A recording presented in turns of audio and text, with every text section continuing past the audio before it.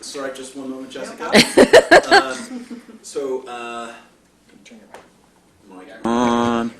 Commissioner Miyagi? Here. Commissioner Zelka? Here. And Commissioner Gordon? Here. And Commissioner Migdal here? Do we need to, so in terms of our order of affairs here, this comes just, okay, so any changes to the agenda? We had one item, did that get reflected? We're modifying? We have one item, item number 5, which is being pulled from the agenda because the team is going to, they plan to come in February. Right. And I was also going to recommend that item number 4, since we have outside consultants here We do that for that first. presentation, that if we could please move that to the early in the agenda. Okay. Yes. That sounds fine. Anything else, Elise? Any other changes to the? Not that I'm aware Okay. of. All right. So why don't we take the oral communications then? It's Jessica. Sorry for the false start.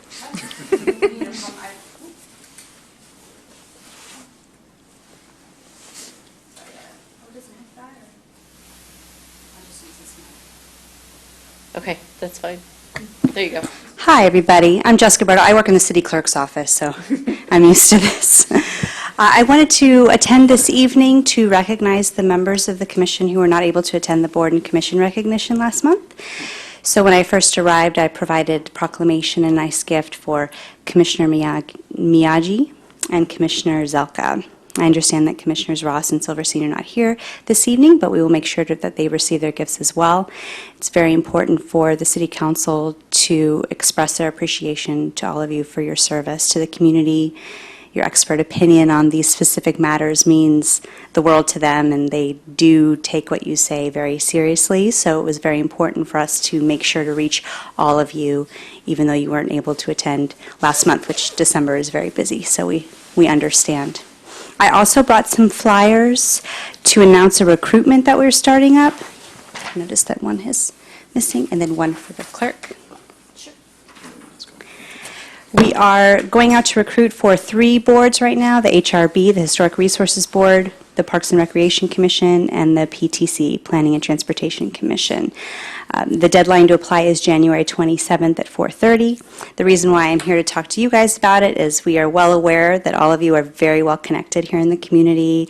You're very highly involved, and we're always looking for new people out there that might be able to bring some really great ideas to the city of Palo Alto. So at your networking events or at your work or at just people's houses, if you know of anybody who'd like to serve and that you've enjoyed your experience and want to brush that off on someone else, I really encourage you to ask them to apply.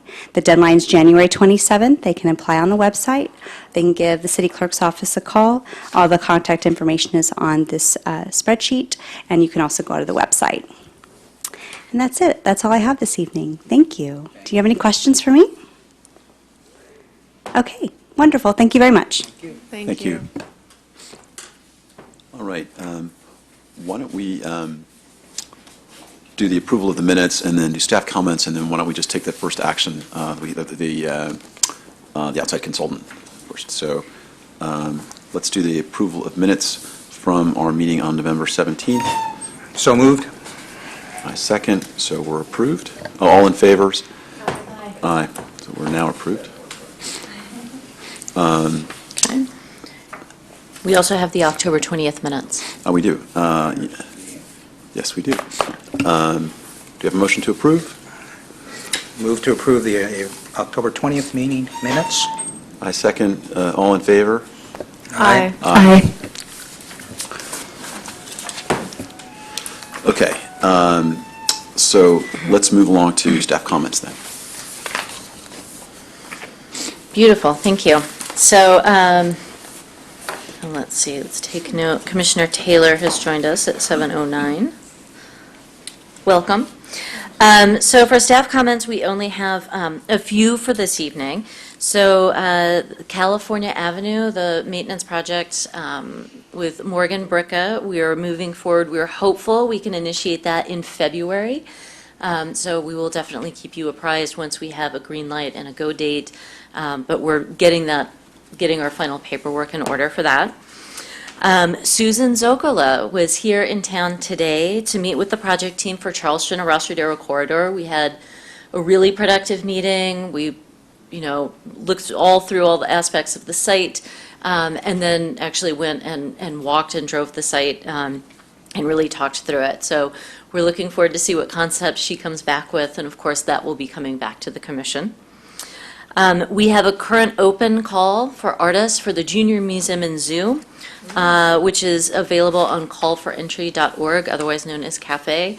The deadline is February 1st. I believe we have about 49 artists who have applied thus far. We will likely get somewhere north of 100. So if you know of artists who might be appropriate for that project, definitely ask them to log on to callforentry.org and look for Palo Alto, and the call will come up.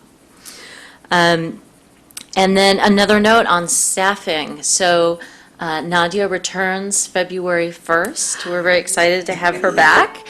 And I also just want to give a quick thank you to Peter for helping us out with our commission meetings and our postings and our packets and everything while Nadia's been away. So thank you so much, Peter. We appreciate it. But we're definitely looking forward to Nadia's return. And that's all I have. Okay, that sounds good.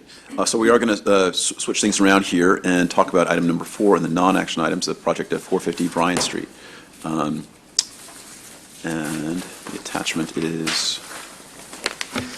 Okay, and we do have a presentation, and we have Amy Andonian here who can talk you through the project. The plan for this, because it's kind of an interesting project in that it's a long-term lease that, the building will then at some point come back to the city. So as far as how the artwork gets managed is kind of an interesting process, but staff is going to manage the art selection process. It's actually quite a limited budget because while it's a pretty large project, a lot of it is historic preservation. So so a lot of it actually is exempt from the ordinance. So there's only, there's only a certain portion of it that qualifies for the percent for art in private development ordinance. So I'm happy to have Amy, you can come sit by me, I won't bite, and come up, and she can walk you through the project and the building. And we have a little fly-through video, which is always kind of fun, to get you better acquainted with it. And let's see, you're going to have to get closer, Amy. That's all right. Okay, so you can drive. I'm Amy Andonian. I'm the president and CEO of Avenidas, and I've been at the organization for about 2.5 years. And are you guys all familiar with Avenidas? Okay, so I won't. Great organization. Thank you. We've been this primary senior service provider for the city of Palo Alto for about 48 years, and we have a beautiful building up the street on Bryant Street. That was the former police and fire station for the city of Palo Alto. It's a historical Burge Clark building. And picture here, this is a presentation that we gave to the community a number of times as we were going through the HRB and the ARB process. And we invited the public to come and learn about the project. So I'm going to share this with you today, and it might be a little too much detail, so I'll skip over some parts, but if you do want me to stop and give any more detail, please stop me and ask any questions along the way. So this was the building back in the 1920s when it was built by Burge Clark for the police and fire station for the city of Palo Alto. And this is, there we go, built in 1926, again by architect Burge Clark, our beloved Burge Clark. And this is the building today. You can see not a lot has changed. Avenidas moved into this building in the late 1970s, and the city, we've always had a private-public partnership with the city of Palo Alto. Avenidas is a nonprofit. and the city contracts with us to run the senior service programs for the city. And the city was kind enough to lease this building to us for $1 a year, and we've been there ever since 1978. So we've been there. This has been our home for a very long time. We love this building, and we've done our best to keep it in the best condition possible. But today, it is a very active senior center. We serve on any given day about anywhere from 350 to 400 seniors come through the doors of our building.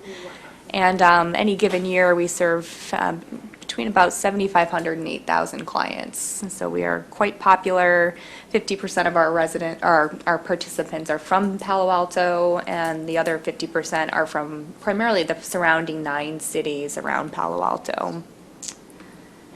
So this is where we're at today. So this just shows you the kind of the overview of the building. This is the main building that you could see in the other pictures that I just showed. So it's a main central building. In the 1970s, an addition was added. And this was so that we could bring in our partner, La Comida, which is the senior service provider for the city. They do a lunch program, a congregate meal program, serve about 150 seniors a day. So we built on this addition to the side of the building that's adjacent to the park. And then this structure in the back is quite interesting.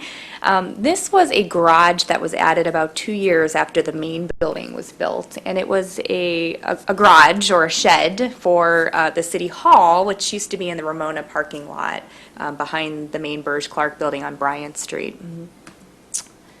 So I forgot there's little comments here. See how accurate I am. So yeah, so the 1926, this edition, this year's not accurate. It was actually added 2 years afterwards. Now we call it the garden room. We wanted a nicer name for it. And that's the 1970s edition that I mentioned. So the original building today is primarily used for all of our programming and our administration. We have a staff of about 26 staff members that operate out of that building, and all of our programs and services in that space. And then we use the garden room for smaller events and classes. It can accommodate about 40 people. But over the years, we've seen a tremendous growth in the utilization of our services, and we are bursting at the seams on any given day. We're operating in every single inch of the space that we have available at 98% capacity. So it really hinders our ability to introduce new programs and services. So for the last decade, we've been dreaming about an expansion and being able to have more space to do more for the community of Palo Alto, especially in light of the changing demographics and the aging of our population. It's here. That silver tsunami is here. Somebody's addition. So in total, we have about a little over 18,000 square feet currently that we're operating out of. Our architect put this together, so he loves numbers. This building was never meant to be a senior center. Let me put it that way. It was meant to be a police station and a fire station. So when we moved in there in the late 70s, we changed very little, and we made do with the space as is for the most part. So my staff, all their offices are in the jail cells, the former jail cells. Upstairs, our exercise room is the old courthouse or courtroom, and it's on a cement floor. So our seniors get down there on the floor and do their Pilates and their yoga on a cement floor. We've done the best that we can with the space that we have available, and this is our home, and we love it, but it was never intended to be a senior center. So we want to expand, and so we, 2 years ago, came up with a design to expand our building, and that involved, this is the final design that was approved by the city last month, and it includes an addition. We're actually going to level that 70s addition that I showed you and put a new structure there that is a 3-story structure. So we found out that this little garden room, that shed that I mentioned, is historical. Originally, the addition was on the alley side, and we were going to take down that shed, and we found out that it was historical, and we couldn't touch it, which is why we ended up moving the addition to the park side, which actually is really nice because it interfaces with that park and has some nice qualities there. And then it's all connected via this this middle core, this atrium, and that middle stack is where the restrooms and the elevator is and all that. So 3-story addition. We found a design that was complementary with the original Burge Clark building, which is historical. Finding that balance was tricky, but our architect worked some magic there. And this adds, so this was reduced a little bit. This addition is about 10,000 square feet, but that's the net when you actually count the space, because we have the 70s addition, it's about 7,200 square feet that we net through this whole project. It provides us with a modern, brand-new, state-of-the-art facility for all our programs and services in the future. And at the same time, we tried to maintain that integrity of the existing building. So we'll go through all these. These are floor plans, if you really want to get into the nitty-gritty, which we won't. This is kind of the back view of the building, the artists, or the architectural renderings. You can see the addition here. And this is important here. We'll do the video, which is much more exciting than this static, but we'll jump to that in a second here. But this atrium is actually where we want to feature the public art. And so this will be off Ramona Street, and you'll walk into that new atrium, and it's a perfect location for a public art installation of some sort. We look forward to working with Elise to determine what that might be. So right now we have a placeholder that's a picture of a tree, and I don't think it'll be a tree. I don't know. It could be anything. So let me show you the video, because I think that's it'll give you a really Yeah, I good can open sense. that. Yeah. But as we were exploring various potential spaces for the public art, making sure that it did truly feel public and would have the highest visibility, that double height atrium with all the glass seemed like the best choice. So here we go with our fly-through. And I don't know if we This want is to Bryant pause Street, it when it so- hits that view, Yeah. but I like that the people move. Yeah, this was not cheap, but it's been great to show people. Yeah. So this classroom space is going to be our new generations. So here's the space. Oh. So you see the placeholder for the tree, but there is that double high wall. It will have a lot of visibility from that entrance and from that parking lot. You know, the art budget is only about $40,000. So we're going to have to be very creative and thrifty. And so some of what we've discussed is the potential of having a glass artist have multiple elements that could be on that wall, since it'll get so much light that it could really play with the light and cover more of the wall with lighting effects than necessarily having something physically cover that much of the wall. But we plan to explore that a little bit more. So we haven't done any artist selection, but that's some of our initial thinking. And then we'll continue. Yeah, it's pretty short, but this just kind of takes you through that atrium, and there's a little, the courtyard, we'll have a little bit smaller of a courtyard, but we will maintain a courtyard, which is really nice to have that outdoor space. I love watching these people eat. The loop is kind of interesting. Yeah. And then we're going to have this really neat corridor that connects the old building with the new building, and it shows a differentiation of the new and the old. So it's That's pretty it. quick. We have a version that slowed it down a little bit, but at least you can get a sense of where we were thinking of putting the public art. And So what we wanted to do today clearly is not only just make you aware of the project, but gather any input you may have about the public art integration as we move forward and start doing our artist selection process. I'm sorry, I should have introduced Bruce Feaster is our one of our board members, who's going to be our partner in this effort. So I wanted to have him here tonight as well. Great. Welcome. Can I ask you a question? Does the art have to go into the new, or can it be in the old building? It's a lovely space, I'm just asking the question. The 1% is based on the new construction, so we thought it was most appropriate to do it in the new part of the building, because that's the new construction. Yeah. We have a lot But of paintings and client or members' stuff that is exhibited. We have a lot of space all over the building for things like that, too. So Okay. it's not devoid of art. No. yeah, no, we hope the whole building will be a showcase of art. But we also um, felt like that back entrance gave it more exposure Natural even light. from And the the light, exterior yeah. of the building. That people who were parking there, or even at nighttime with some lighting, that it would be more of a draw and it would get more visibility there. Good. I have to say this is one component of the project I'm really excited about. ARB and HRB was fun, but this is going to be even more fun. You know, I was amazed at the traffic that goes in and out of that building. I was with the Mobile Arts Platform, one of the things we did with our public art master plan, and we were in front of the building one day, and I hung out for a few hours with the guys, and I was just amazed Yeah, at the number it's of people that went in. I actually went in because I am a senior, so I did go in to check it out. And I was really, it's really a nice building, and with this addition, I think it's going to make it even better. Yeah. But I think that space that you've got, I think that's going to be a perfect place for the public art. Not a big budget, so it's going to be interesting to see how creative the artist that is picked, or whoever makes the submissions, and how creative they are with the materials, their project, and the amount of money they have to work with to see that would come up. Because it's a pretty big space. Yeah.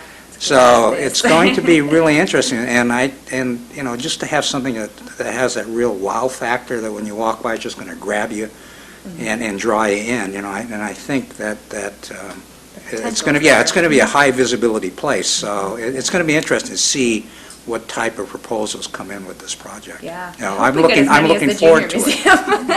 museum. Yeah. Excuse me, do you have a photo of what it looks like with the parking lot? Because I'm trying to vision how much the parking lot. Yeah, there was that one shot Okay. taken from the parking lot. There's a couple different. So that one, which granted, it's a rendering, it's a little hard to see, It's but an angle, you can but- see that wall pretty clearly. So the green part is the parking. The green part is where the trees are, those two trees, that's where the park is, right? That's Is that right? Coswell Okay. Plaza. Yeah. So that's more dense than it looks in the picture, but that parking lot, it's just one level. It, you know, it doesn't go up at all, so it's pretty flat. So I think you'll still get a lot of visibility. Yeah, it's a pretty clear shot. Yeah. What's the square footage up and down and then forward? I'm assuming that like what's rendered there is the green looks like a painting on the walls or a mural. Is there any sense of the depth of what might be possible? And what's the square footage of the wall? I haven't dug down deep enough on the exact square footage of the wall at this point. There two is, stories. as in the walkthrough though, you can see there, I mean, it is a lobby space, so it's Right. not like the wall's gonna be right there. There's enough circulation space if there was something that stood out a bit from the wall, but probably not enough to do, you know, a freestanding sculpture Right, there right. without, on a big scale, and we don't have the budget for that. And is it something that there's a possibility, I don't know if you've contemplated lighting, to light whatever piece that's like, I mean, I think you could do some cool things with fabric and texture, where it doesn't necessarily have to be, you know, something that's steel or metal that requires casting or, you know, fabrication that's really involved. But it seems that you could do something that does have some sense of depth, and it's a cool thing that you have all that glass to be able to light it, so that when the building is in the evening, you could do some interesting things with the nature of what you have with, I don't know, you could see some kind of undulating fabric thing. Not necessarily that's moving, but that has some kinetic energy to it, even though it's still. Thank you. Yeah, I'm trying to look at these here to see if I can get a sense. See, so that's the dining room. This is outside. Yeah, I can't. Can you see it from anywhere other than, like, is the only place you'll see it really as you come in the building? Or if I'm in the building and I'm coming through from the other side, you're going to have to come around the corner to see it? Yeah, it's kind of a big loop, you know, for wayfinding. We wanted to make it simple for older adults to So get it's around. really just visible from that backside of the building. There'll be people coming down the stairway from a number of classes that will also come down into that section. Right into that area, that's right. Yeah. Yeah, that's And that will nice. be an entrance now, which probably, is there an entrance in the rear of the building now as well? You know, it goes through a courtyard right now. You kind of go through this gate, and then there's the courtyard. So this will be, you know, you'll go right into the Right. atrium and see it right away, so you Yes. don't have to maneuver.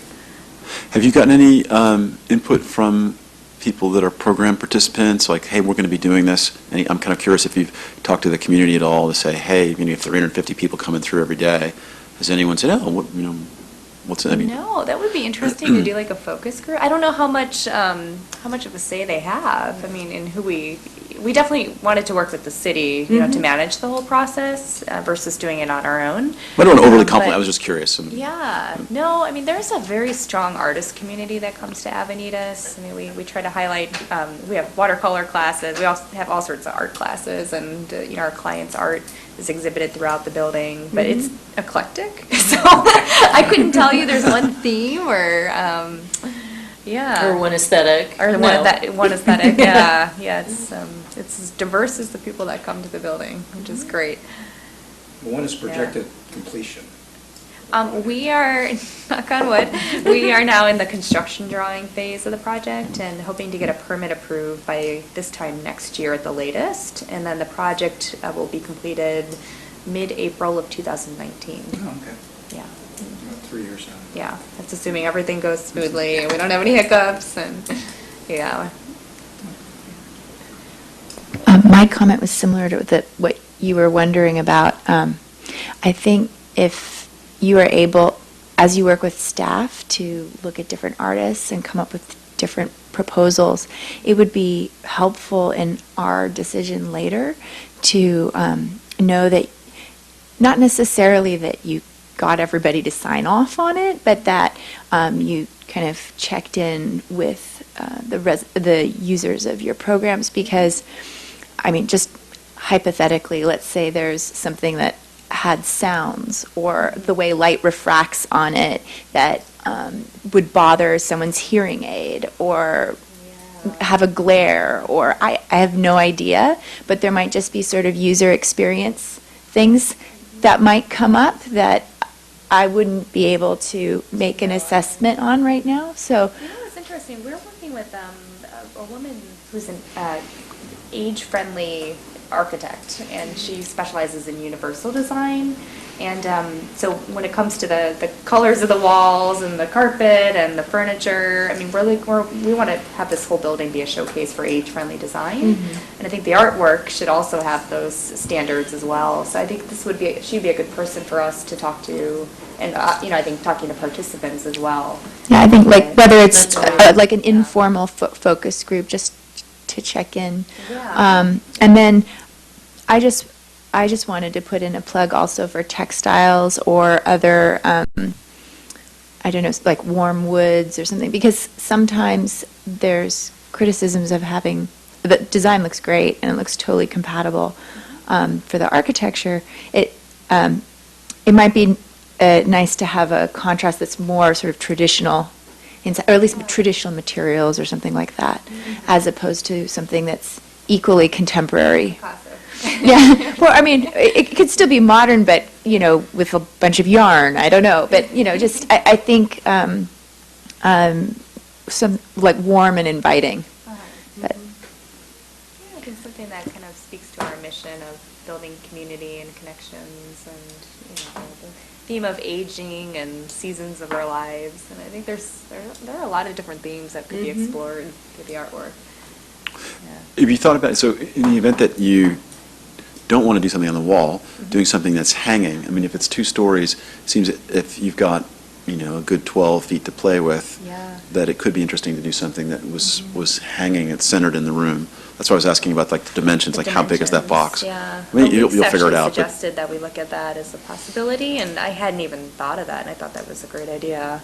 So we discussed that, depending on what it is, it can make things a little more complicated as far as the engineering, and also, I know there's a lot of discussion, sometimes if you're in an area where a door is opening and closing, Oh, it can it can be move. very unsettling to people if something's moving above them, and it's something that they're very aware of at the VA hospital, and that's how it got on my radar screen. Yeah. But I thought, well, with the budget we have, we wouldn't be able to do something we'd very do it large, anyway. and then I worry about that issue. Yep. And so we really want to do what we can to maximize the impact of the artwork on that wall. Yep. So, but that was some of the thinking, I mean, we started there too. Yeah.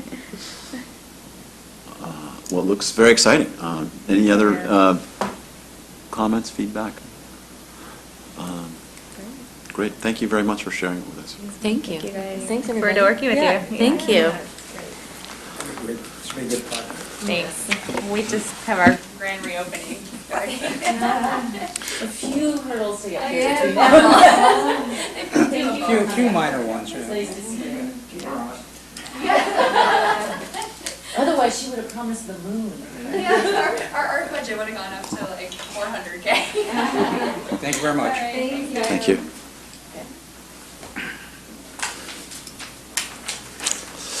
All right.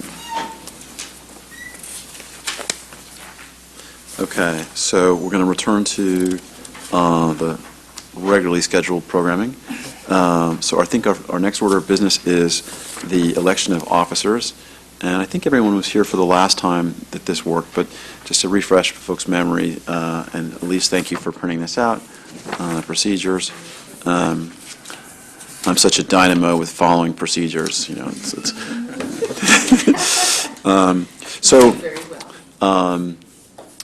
I think that the additional things that come in keeping with serving as chair or vice chair, Ben and I will do a call with Elise and Rye about 10 days prior to the meeting and walk through the agenda, talk through the topics. And so that's typically an additional hour that you'd spend. And in addition to that, there are instances where you might serve on a panel. Anyone can do that. I mean, I've done a couple, and it's been fun. I don't know how you think about the panel stuff, but that's an additional commitment. But it's a commitment that is really fun to do, to be on a selection panel. And, I mean, would you add anything else in terms Speaking of... at events sometimes. Speaking at events, yeah. Just openings and things like that. Yeah. Like when we had here at the Plaza. A Right. couple of things that went in. Or when we did this piece, Yeah. there'll be something, it's not like you're taking 3 days to prepare your remarks. But yeah, I think there's an expectation that if you are in either the chair role or the vice chair role, that it's incumbent upon you to show up and be... Advocacy. Yeah, and advocacy and you meet with the community, which is always fun. Oh, and the joint meeting with the council to chair usually takes the lead on that. Retreat agendas. Yeah. Those are the overwhelming responsibilities, should anyone wish to. Any questions, or at least anything else that you'd add based on your experience over the years? Just really understanding that when things do crop up, whether it's something that's controversial or something internally we need to discuss and how we want to go out to the broader commission, staff really does look to the chair and vice chair as sort of the touchstones of, whether it's building an agenda or determining, whether something is a regular meeting item or whether it's, best saved for a retreat. Showing up at council meetings if there's something that's really critical that comes up and being prepared to speak. And of course, shepherding us through the monthly meetings, which may sound easy, but it is no small task. So that's all I would add. Okay. Can So I ask, do you have to have a new chair every year? Is that just part of the process, or? There aren't any time limits on them. The only thing that is in the code that we do hold elections once a year. So we tend to mimic what council does, and we tend to do the elections in January. Okay, good. So the other piece I would just add to flesh out the information is, as we're going through this, there are 4 current commissioners whose terms are up at the end of May, so right before Code Art. And those are Commissioner Ross, Chair Migdal, Commissioner Olmsted, and Commissioner Taylor. Of course, we are hoping that they will all reapply and stay with us. But the clerk's office plans to start a recruitment process in February because it takes a while to get applicants. It's always a challenge. And then go through the interview process and have them in place. So I do want to call that to your attention, but that being said, that does not prevent any of those commissioners from being selected as the chair or vice chair. So don't think of it that way, but I did want to just let you know sort of what the year looks like. At this time, have you heard from any of the commissioners that they want to roll off and they're not coming back? Or- I haven't started twisting their arms yet. Okay, they're just wondering, yeah, thank you. But it's coming. And are there term limits? No. There actually are not term limits. And I know it's something that we had discussed when we looked at some of the Muni Code with the Public Art Master Plan, but there are no term limits for any other commissions. Right. So at this time, no, there aren't any, and there isn't discussion about implementing them at this point. I think it's helpful to have the people that have had, like Amanda has, and you have seen a lot of things as they've evolved over the years, for those that want to serve for a while. But unfortunately, Commissioner Ross and Olmsted aren't here, so we can't consider them, right? You can't nominate someone who is not at the meeting. Okay. Now, the commission may choose, should you wish, to postpone it to the next meeting if you wanted to postpone elections, assuming that those commissioners would be available to be here, but that's your Yeah. decision. And have we can- either of those commissioners expressed an interest to the chair or the staff? I don't want to speak to any of the other commissioners. In short, no. And my understanding is that Commissioner Ross has served, I believe, 2.5 terms because she assumed a partial term initially. And so my understanding is she may not be ready to reapply, that I think she's looking to perhaps do something else. And I believe Commissioner Olmsted is also turning her attention elsewhere. But again, please take that with a grain of salt. Do you want to, should we do a quick vote to see if we want to postpone? So I'll, Straw poll. yeah, straw poll, or does it have to be a straw poll, or can we just put it out there? Oh, we can do a straw poll, okay. So, little scraps of paper, I brought Post-its here. okay.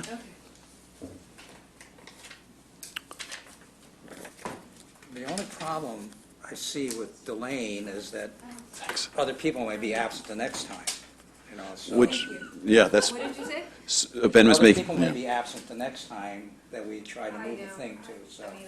okay. Everyone gets a voice. So if you could vote either postpone or don't postpone.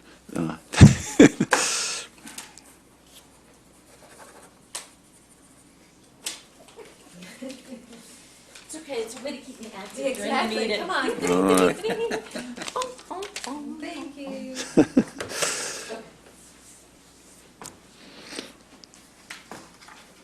I even brought the colorful ones. Okay.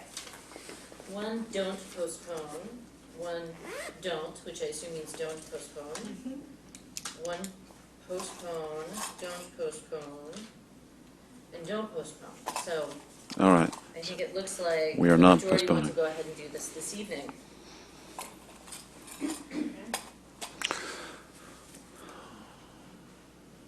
Okay, so now is the moment where we do nominations. And we'll do them for chair first and then vice chair? Or- Yes, so the procedure is, we open the floor for nominations for chair. That person Accepts says or whether they declines. accept to it, Right. that you can speak to the nomination. Ask for any other nominations. If there are a couple of people who are nominated, then we close that, and then we go to a vote, and then we do the same procedure for the vice chair. Right.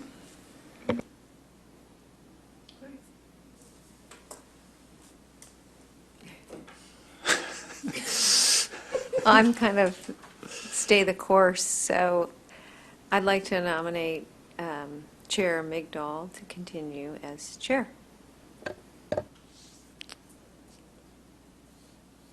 Any other nominations? I think you have to either Oh, I'd accept accept it All right, or not. I graciously accept. And then Commissioner Gordon, do you want to speak to the nomination?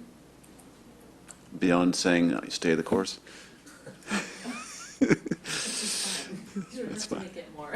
Okay, well, if we're going to be going through possibly two commissioners rolling off, it's just kind of nice to have some consistency. It's going to be a busy year, and I think things have been going smoothly, so another year could be great.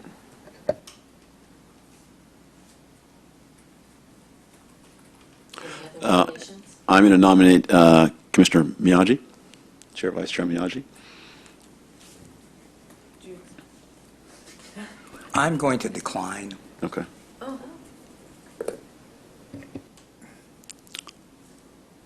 Thank you, though. Any others? Any others? Okay. So are we closing the floor? We're closing the floor for nominations. We can have a vote of yay or no confidence, I guess. Is that our straw poll? Do we need to do a straw poll? Well, We should, okay.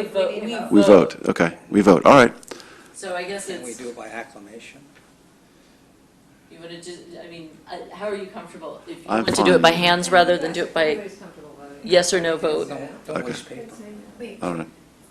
I'm not following. So we can either do a closed vote, or we can do a show of By ballot hands. or Show of by hands. show of hands. Since there is only one candidate. Are you comfortable voting by hand, or would you prefer a paper ballot? Okay, all in favor? Aye. Aye, okay. Okay. So, thank you. And our next order of business is the same process for the vice chair. The floor is open for nominations. I'd like to nominate Commissioner Miyagi, if you'll accept. I accept, thank you very much. Well, I will speak to my nomination. Jim beat me to the nomination for the chair, and so I think I was stunned for a minute of like trying to rethink, but here I go, second round.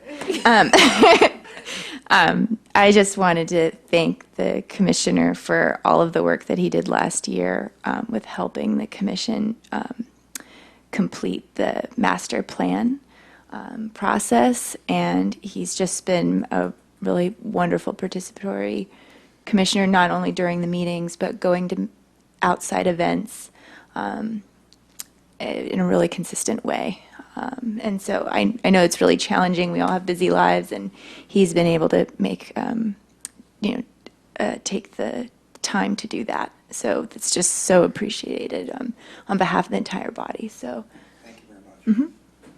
Yeah, I'd like to second that, Ben, for you've really done an awesome job shepherding things along and have been a steady hand at the tiller and all the processes, so really appreciate it. Thank you. I too would like to comment, Commissioner Miyagi has been a great resource to me personally when I have questions, especially in the beginning, how does this commission work? And so it would be our honor to have him as vice chair, my honor to have him as vice chair. Any other nominations for consideration? All right, we're going to move to close the nomination process and bring things to a vote. Are anyone uncomfortable with a show of hands vote? No. All in favor? Aye. Aye. We're unanimous. Congratulations. We are confirmed and ready for the next year.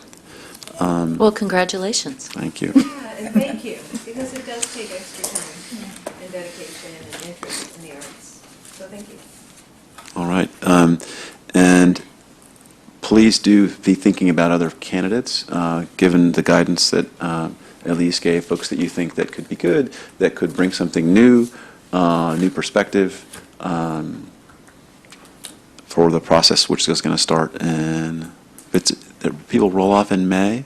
So, At the end of May, so it'll really be like June 1st is right. but the application process will be a couple months before. Yes, the application process, when I spoke to the clerk's office, I think yesterday or today, I don't remember what I told you, but they're going to start the process in February, the recruiting, because it does take some time to get the applications, go through the the process, and then it's got to go to council for them to vote, and then get their paperwork in line. So it may sound like a long way away, but it'll be upon us in no time. All right. So we're going to go back now to the next action item here as the donation of a piece by Christine Gray. Okay, great. So Christine Gray has been one of our Coverly artists. She just vacated her studio, and as part of the Coverly Artist Studio program, they are asked to donate an artwork during their first 4-year residency term. Preferably those artwork, that the artwork has been created during their time. This piece indeed was created during her time at Coverly, in which she further explored her play with planes and juxtapositions off of flat and more fully rendered surfaces, sort of tricking the eye. So for this particular piece, with the cactus, you can see there's much more modeling to it, and then you start playing with the planes of the table, and is that a painting, is it a window behind it? So she really sort of likes playing with all of those various planes and having things that look very flat and things very rendered. So with that, staff recommends that we accept the gift into the collection. Thank you. Any questions for discussion? Can I just ask, when we accept a gift, I think that we've obviously done this in the past, since I've been here, but we don't have to choose a space right away where it's going to go, or do you have any ideas about where you'd like to see this? It would be part of the portable collection, so all of those pieces rotate periodically throughout city offices and facilities. So it's not an enormous piece, so. What is the size of that? It's, I believe it's 12 by 14. It's about like this size. So, so it would likely go, into an office space or something here in City Hall or at Lucy Stern, someplace like that. And is it what's the medium? Is it? It's an oil on canvas. Oil on canvas. I'd love to see it. Any other feedback or thoughts about this one? I move that we approve the accession of this piece. Second? All in favor? Aye. Aye. Okay. And then our next piece is an approval of Birdie. So We're finally Birdie, there. Woohoo! Wow. it has been a long road, so hopefully you had a chance to look at the staff report. Artist Joyce Sue was selected for this project way back in 2014. So we had an open call for artists that yielded more than 80 applications. Staff narrowed it down to 22 that were reviewed by a selection panel. From that pool, the selection panel selected 3 artists to create proposals for the golf course. Joyce Sue's Birdie concept was the chosen artwork, but at the time, the budget was only $24,500, and the panel hoped that there might be more funding available to allow Joyce to do something a little bit more impactful. On that selection panel, we had Joe Valeria from the Muni Golf Course, who has since retired, Forrest Richardson, who is still the golf course architect, Ben Miyagi, Chandra Cerrito, who's a public art project manager and an art consultant, Catherine Kiefer, a public artist with an environmental practice, Jerry Hearn, who's a landscape architect and environmental activist here in Palo Alto, and Marianne Welton, who's an architect, golfer, and project manager for the Eco Center. The Public Art Commission approved Joyce as the project artist in June of 2014, and in March of 2015, approved additional funding of $10,000, so bringing the art budget up to $34,500. The reason this has taken so long is that the golf course project in particular has, it's been really difficult pulling the permits. There's a lot of different players with this project, and so there have been lots of stops along the way. So poor Joyce has had many meetings. Here we go, we're going to get started, and then we'll hold, we've got other fires burning. So it's been a long road, and we're glad she's still bearing with us. We held a community meeting in January of 2016 at the Bay Cafe out at the golf course site. The input from that meeting was that there was general support for the birdie concept, that people liked the concept of birdie, but did really appreciate the fact that the Public Art Commission added a little bit more funding so she could perhaps do something a little bit more impactful. So the construction at the golf course is underway, and Joyce has refined the original birdie concept to be larger and redesigned the line and flow of the piece. So I apologize for the lateness in getting this to you, but here are some of the renderings for birdie. So here you see it's a bird on a tee. But really playing with the term birdie and thinking about that location, right? So you think about being close to the duck pond and the various definitions and how the term birdie was derived. I thought was kind of interesting that she added that in there, which you can see in the slide, hopefully. And so she wanted to play off of the surrounding environment, but also thinking about the large artwork that's out there. There's a large red piece out at the golf course, which is pretty iconic, but it's pretty massive and heavy. It's these very solid planes, and so she wanted something light that would contrast with it, and also appeared to have a little more flight. So the location is actually along. Right, so this is Embarcadero Road. Here's the driving range, and here's the actual entrance. So it's right in here, so it'll have high visibility from Embarcadero Road and from this parking lot, and then the red sculpture is back in here. So you get this interesting juxtaposition from that angle, and in reverse, you would see this bright pop of yellow on the other end when you're standing by the clubhouse. So this gives you a sense, you can see the red sculpture in the background. Now what this doesn't show you is that, let's see if you go back to the previous rendering, is this is more native grasses and higher landscaping, which is going to be extended. So the sculpture will sit in there. It's not going to sit on that low mow turf as it's shown here, which will, the reason for that is twofold. So that it's just drip watering around it, so we're not hitting it with those high-powered sprinklers all the time, and also to deter people from wanting to climb on birdie. There is a metal shaft that goes down through the tee. The tee itself is plexiglass, so that's not structural, it's more ornamental.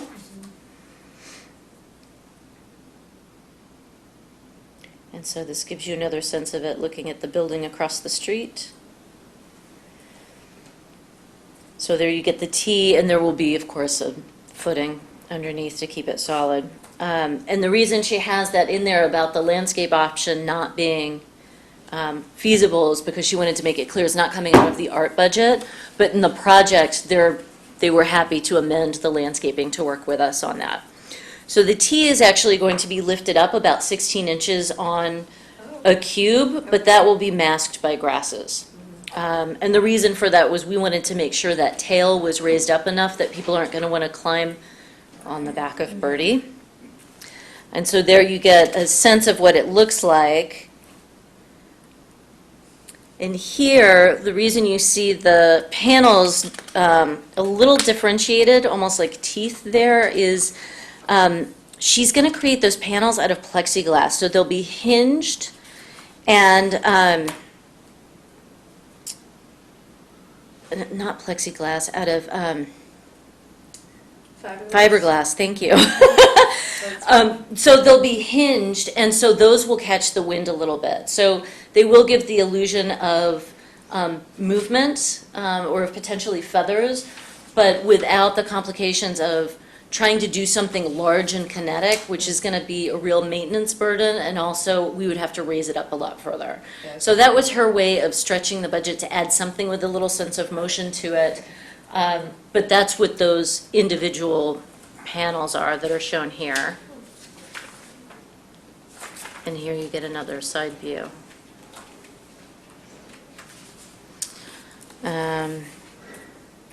And that's all I have. I'd be happy to hear any comments you have on Birdie, but we're here seeking approval so that she can begin her fabrication, because installation, the footing will have to be poured in the spring, and Birdie will be going in probably early this summer. Finally. But when this project first came forward and I was on that panel, I was very excited for this, for Joyce to do this, and now the Birdie itself has morphed from whatever, I can't quite remember what it was. It was more tubular, I believe, to this, which I really like. And what way is it going to be orientated? Which way is the head going to be facing? Do you know or have any idea? I don't know that that's been exactly defined yet, but I believe it's flying more toward the Baylands. Okay. And in answer to what you were touching on earlier, previously it was more solid panels with a more strict origami type shape, but it made it much heavier. And so here the lines are much more refined, so it really does look like it has that sense of flight, and you still have that visibility through it. Yeah, I And so really that's- I like this version great. from the previous one that she's, and I'm glad that she stuck through this for, it's going to be about 3 years now to finally get this thing going. So I like it, and I like the location of it, and I think you're going to come around that curve, I think, isn't it? And then you're going to see that sculpture right there. So it's going to be exciting. I'm looking forward to this going out there. Great, thanks.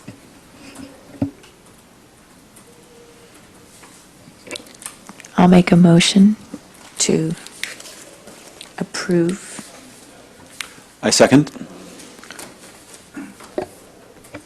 All in favor? Aye. All right. Great, thank you. Very exciting. Are you guys golfers? I'm not a golfer. You're a golfer? Goodness. Have you played there? I have. Yeah. Can't wait for the redesign, too. That's fine. It'll be much better. That's the dream. Okay, so then we've covered item 4. Item 5 we're going to delete for this week, That's this month rather, and now we just have a quick update on code art. So wonderful, thank you. So for code art, we had a very busy holiday break. So we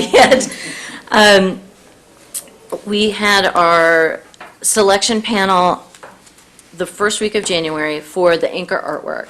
So we ended up with 8 amazing applications from incredible artists. And we held our selection panel. On that panel, we had Chair Migdal, we had Amy Critchett, who's the executive producer for the Bay Lights and founder of AC Eclectic, Karen Kinzel, who is the Palo Alto Art Center director, Edward Schenken, who's the Director of Digital Arts and New Media MFA programs at UC Santa Cruz, Elizabeth Sullivan, who's the PACE Director, and Raina Halpern, Director of Arts and Sciences. So we reviewed all the proposals and came down to 3, so it hasn't been settled yet. There were 3 top ones, and some of them had some complications as to whether they might become more expensive or might require security or were quite feasible in the areas that they wanted to place their artwork. So I can tell you who the finalists are, but I'm not quite ready to show images until we have a final one, and I'll bring that back to you next month. So we have a submission from Future Cities Lab, from Jen Lewin Studio, and from Luftwerk. Those are the 3 that were the top rated that we're moving forward with. Chair McDowell, did you want to say anything about that process or that panel? It was a really fun panel, and I think that any of the 3 that will be delighted with the work that they can do. And I'm really excited to get things going. Anything you want to mention about fundraising for code art stuff? I will when I Come to that. get through the urban interventions. Okay. That the deadline for the urban interventions was January 1st, that evening at 11:59. And as Brittany told me, about 15 of them came in between 11:52 and 11:59. But we ended up with 38 proposals. So we were just blown away. It was amazing. The enthusiasm from this community for this project has just been incredible. So we had, on that selection panel, we had Commissioner Taylor, we had Jonathan Reichenthal, who's the Chief Information Officer for the City of Palo Alto, Suzanne Forsheimer from the Institute for the Future, Judy Kleinberg, CEO and President of the Chamber, Amy Shapiro, who's the Director of Programming and Engagement for the Anderson Collection at Stanford, Matthew Passmore, who's a co-founder of Rebar and has founded More Lab now, Raina Halpern, Director of Arts and Sciences, and Amy French, who's a Chief Planning Official and the Historic Resources Liaison. So that was a big, fun panel. And so what we ended up doing at that point was we ranked the proposals that got the most votes, or sort of the first up. And so I've been in contact with many of them to find out, can you really do this? How much technical assistance do you need? Are you open to doing it in another location? So we're working through that before we can announce who's officially going in. The other piece of that is that we don't have enough to fund all 8. So we're still seeking funding. And I want to do all of these. So it's made it really difficult. And you're going to do 8 total out of the 38? Well, we were hoping to do up to 8, and at this point, we can likely only fund 4. So we're working through the rankings, contacting applicants, but tomorrow's going to be a big day in trying to figure out who's in and who's out, because we have to get back to the NEA by February 1st with what's happening and where and what impacts to historic structures there may be. And so we're really at 0 hour for this project. But it's really incredible. It's really exciting. The city manager, Jim Keene, was updated on it. Was that just yesterday? And he's really, really enthusiastic about it and really is looking forward to really pushing this and really getting more attention to the project as, an innovative city, looking at these partnerships and looking at, the way that we're reaching out to the community to really help solve some of our challenges. So there's a lot of enthusiasm. So we're really excited to move forward. At least for some of the first 3 artists you mentioned, there's a couple instances where we talked about doing something where we hold a piece for longer.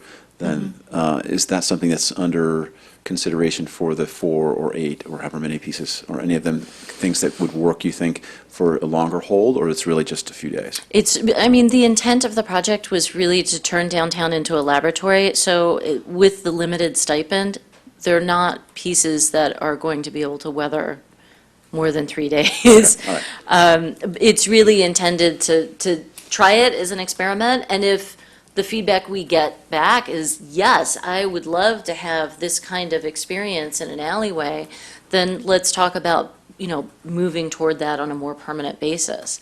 But these urban interventions are not. We're going to have to reroute some, dumpster pickups and all sorts of things anyway, so this is really intended to be temporary.